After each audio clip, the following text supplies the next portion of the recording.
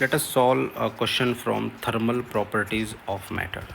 So the very first question is define heat and temperature. देखिए heat क्या है. Heat is the form of energy transfer between two और more bodies और between two part of the same bodies और between the body and its surrounding. और ऐसा होता क्यों है? तो it is only due to the difference of temperature. तो इसको हम हीट बोलते हैं. ठीक है. Heat is nothing but it is energy and it flows due to temperature difference. Now second question is what do we mean by temperature?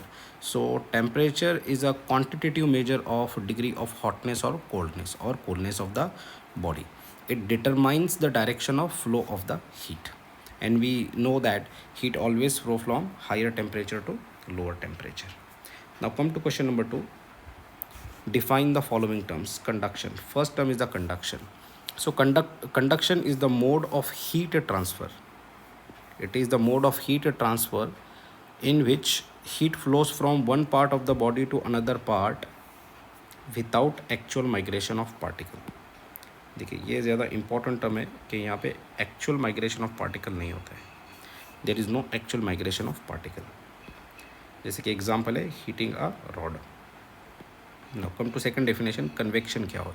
It is also a mode of transfer of heat in which there is no actual migration of particle. Actual particle migrate नहीं करते. जैसे anomalous behaviour of water हमने पढ़ा है. Boiling of water यानी heating of water का एक process है. तो इन सब में एक्चुअली पार्टिकल ट्रांसफ़र होते हैं, अपनी एक पोजीशन से दूसरी पोजीशन पर जाते हैं. थर्ड है रेडिएशन. देखिए radiation it is also mode of heat transfer in the form of electromagnetic waves and this doesn't require a medium. Now come to question number 38. What do we mean by coefficient of linear expansion, areal expansion and cubical expansion? So देखिए coefficient of linear expansion is nothing but it is the increase in the length of solid per unit initial length per degree rise in temperature. किसी solid का अगर length में change होता है 1 degree Celsius से उसका temperature अगर हम चेंज कर दें तो जो चेंज है इसका ratio with the original length पर डिग्री राइज इन टेम्परेचर यही होता है अल्फ़ा. ठीक है. इसको रिप्रेजेंट हम करते हैं कोएफिशिएंट ऑफ लीनियर एक्सपांशन को अल्फ़ा से. Now come to coefficient of areal expansion. So it is nothing but it is the increase in the area of the solid per unit initial surface area per degree rise in temperature. किसी solid के area में कितना change होता है अगर हम उसका temperature 1 degree Celsius से चेंज करें तो इस कोएफिशिएंट को हम बोलते हैं coefficient of areal expansion. It is represented by beta. ठीक है. And it is given by delta A upon A not into T. A not initial area है. जैसे यहाँ पे एल नॉट जो था वो इनिशियल लेंथ थी. And now you can understand coefficient of cubical expansion क्या होगा. ठीक है. The coefficient of cubical expansion is defined as the increase in the volume of the solid per unit initial area per degree rise in temperature. और इसके लिए हमारे पास जो notation है वो है गैमा. ठीक है. तो इसको रिप्रेजेंट करते हैं हम गैमा से, जहाँ पे वी नॉट इनिशियल वॉल्यूम है और डेल्टा वी जो है वो चेंज इन वॉल्यूम है और टी है change in temperature. Now come to question number 39. यहाँ पे एक न्यूमेरिकल है. सो एक मेटल रॉड है जिसकी इनिशियल लेंथ हमको दिया है यहाँ पर 1.8 मीटर और ये जो चेंज है ये चेंज आता है 1.4 mm का अगर हमने इसको 0 डिग्री सेल्सियस से 50 डिग्री सेल्सियस तक हीट किया. ठीक है. θ1 0 डिग्री सेल्सियस है और थीटा कितना है 50 डिग्री सेल्सियस. हमको पूछा है कि अल्फ़ा कितना होगा, कोएफिशिएंट ऑफ लीनियर एक्सपांशन कितना होगा. तो अगर तुमको याद है हमारी डेफिनेशन जो थी कि जो चेंज इन लेंथ होती है, change in length it is directly proportional to initial length होती है एल नॉट और ये जो चेंज इन लेंथ है ये डायरेक्टली प्रोपोर्शनल होती है चेंज इन टेम्परेचर के. तो दोनों इक्वेशन को हमने मिलाकर ये इक्वेशन बनाई थी कि जो डेल्टा एल है it is directly proportional to initial length into change in temperature. अब चेंज इन लेंथ क्या होता है एल माइनस एल नॉट और प्रोपोर्शनलिटी साइन को अगर मैं हटा दूँ तो यहाँ पे मैं यूज़ कर सकता हूँ अल्फ़ा. और अल्फ़ा क्या होता है coefficient of linear expansion. Alpha into L not और डेल्टा टी को हम क्या लिखते हैं थीटा माइनस थीटा नॉट. तो सेम इक्वेशन यहाँ पे यूज़ की गई है. देखिए तो सारी चीज़ें गिवन है, जस्ट अल्फ़ा कैलकुलेट करना है। तो यहाँ से ये अल्फ़ा आप सारी वैल्यूज़ को रखिए इस न्यूमेरिकल में and you will get answer as 1.556। ये है अल्फ़ा की value. Now come to next question, question number 14। तो this is also very simple numerical. एक वुडन व्हील है जिसका डायामीटर हमको 141 सेंटीमीटर दी है। इनिशियल लेंथ में मान लेता हूँ, सॉरी इसको, हाँ देखिए यहाँ पे कई गड़बड़ है, आगे देखते हैं। Is to be fitted with the steel ring of diameter 140 metre. तो इनिशियल लेंथ जो थी वो 141 थी और इसको हमको एक 140 मीटर स्टील रिंग के साथ फिट करना है जो कि है 15 डिग्री सेल्सियस पर।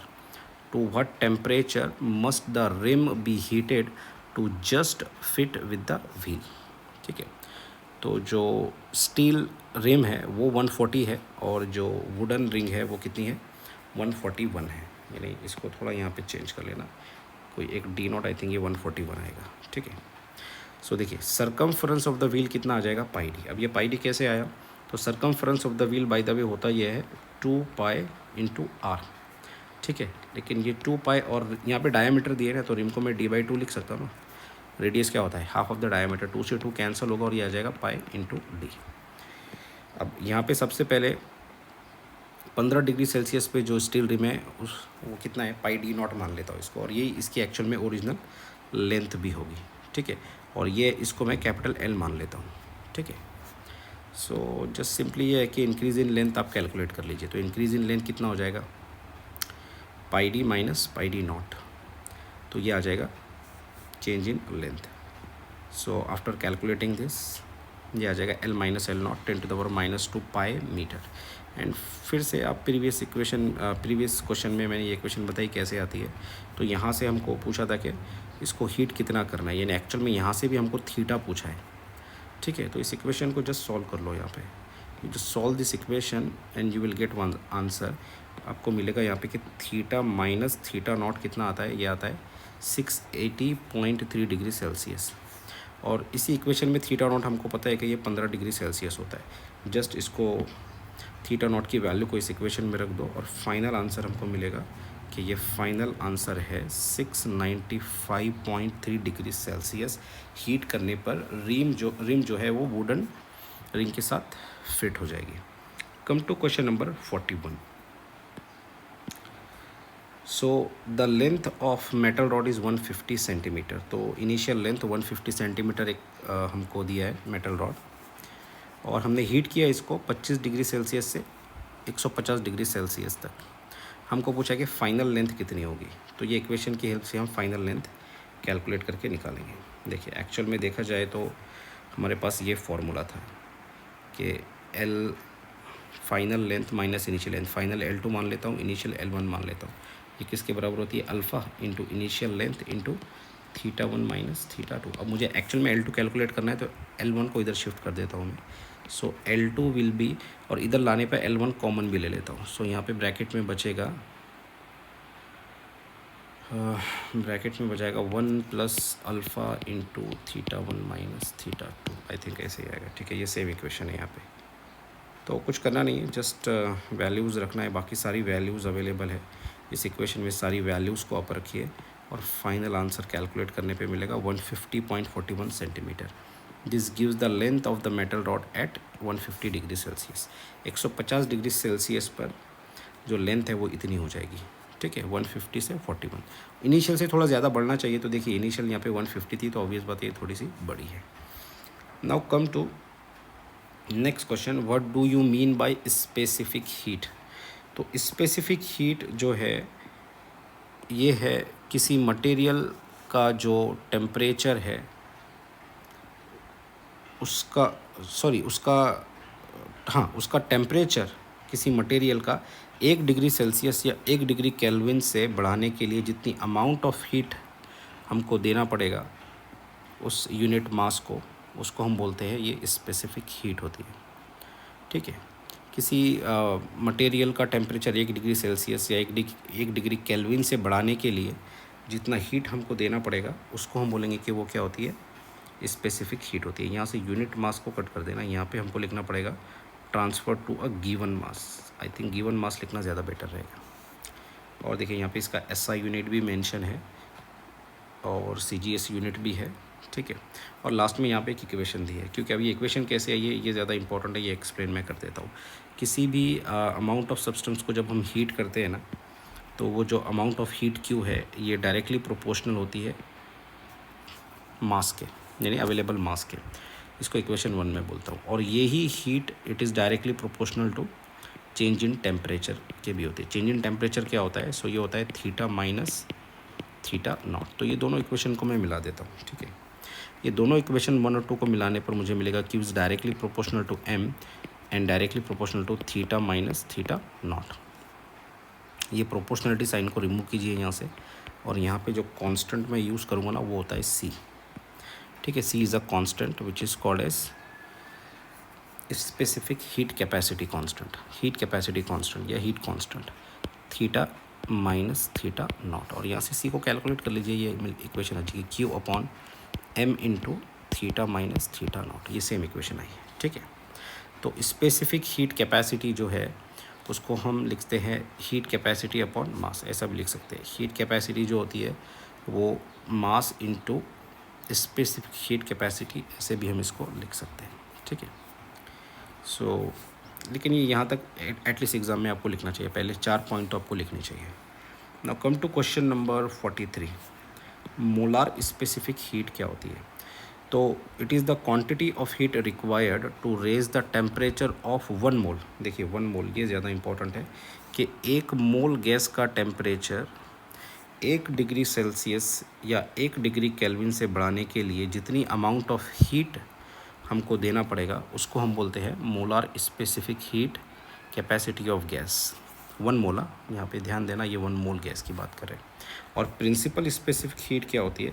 जिस ऊपर और नीचे वाली डेफिनेशन में जस्ट एक फ़र्क है। It is the amount of heat required to raise the temperature of unit mass. ऊपर 1 मोल था और यहाँ पे unit mass of the gas है। किसी यूनिट मास ऑफ गैस का टेम्परेचर 1 डिग्री सेल्सियस या 1 डिग्री केल्विन से बढ़ाने के लिए जो हीट देना पड़ेगी that is called as principal specific heat, ठीक है। 1 मोल है तो मोलार स्पेसिफिक हीट, और यूनिट मास है तो principal specific heat, that's it. Now why CP is greater than CV? तो इसको मैं इतना थ्योरी तो नहीं पढ़ता, मैं जस्ट इक्वेशन की फॉर्म में शॉर्टली समझा देता हूँ। तो देखिए किसी गैस को अगर हमने हीट किया एट कांस्टेंट वॉल्यूम पर, अगर किसी गैस को मैं कांस्टेंट वॉल्यूम पर हीट करता हूँ तो जितनी अमाउंट ऑफ हीट मैं उसको देता हूँ ना, ये यूटिलाइज होती है to increase its internal energy, equation 1। और अगर किसी गैस को मैं कांस्टेंट प्रेशर पे अगर हीट करूँ तो जितनी हीट मैं उसको दूंगा कांस्टेंट प्रेशर पर, ये 2 कामों में यूटिलाइज होती है, to increase the internal energy of the gas and to do some work on the piston of the gas. यानी इस तरीके से हम एक कंटेनर लेंगे और यहाँ पे एक पिस्टन लगाएंगे और ये गैस रहेगी। जब कांस्टेंट वॉल्यूम है तो पिस्टन फिक्स होता है, और जब प्रेशर कांस्टेंट रखना है तो ये पिस्टन मूवेबल होता है, that you know very well. अब इक्वेशन 1 और इक्वेशन 2 से हम साफ तौर पे बोल सकते हैं कि अगर कांस्टेंट प्रेशर पे हीट किया तो 2 तरीके से हीट यूटिलाइज होती है, और इसीलिए इक्वेशन 1 और इक्वेशन 2 से मैं कंक्लूड कर सकता हूँ कि सीपी जो है ये हमेशा सीवी से ग्रेटर होगा। बाकी थ्योरी आप इस थ्योरी को आप रीड कर लीजिए एक बार। Okay, so thank you so much.